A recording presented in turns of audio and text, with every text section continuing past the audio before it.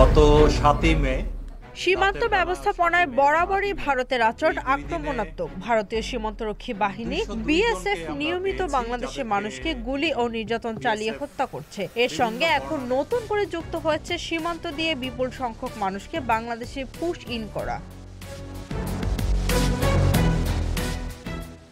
গত ৭ মে থেকে ৯ মে ৩ দিনে ৫ জেলার বিভিন্ন সীমান্ত দিয়ে ৩০০-র মতো মানুষকে বাংলাদেশে পুশ ইন করে ভারতীয় সীমান্তরক্ষী বাহিনী বিএসএফ। সর্বশেষ গত ৯ মে সাতক্ষীরার শ্যামনগর উপজেলার পশ্চিম সুন্দরবনের মান্দারবাড়িয়া চরে ৭৮ জনকে ফেলে যায় বিএসএফ।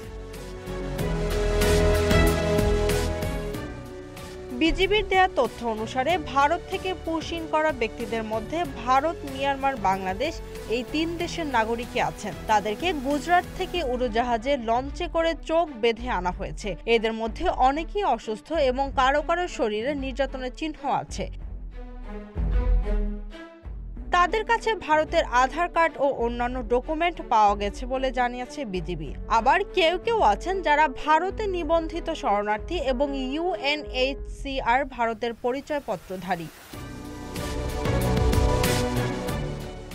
এত সুনির্দিষ্ট প্রমাণ থাকার পরও ভারতীয় মিডিয়াগুলো তাদের দোষ ঢাকতে বরাবরের মতোই বাংলাদেশের বিরুদ্ধে অপপ্রচার চালিয়ে যাচ্ছে। জোর করে বাংলাদেশে রোহিঙ্গা ঢোকানোর খবরকে তারা বিজিবির ভারত বিরোধী অভিযোগ বলে প্রচার করছে। অথচ কোনো অপপ্রচার নয়, বরং সুনির্দিষ্ট প্রমাণের সাপেক্ষে দেশের সার্বভৌমত্ব রক্ষার্থে ভারতের পুশ ইন নিয়ে অভিযোগ করেছে বিজিবি। Z news, Dhaka.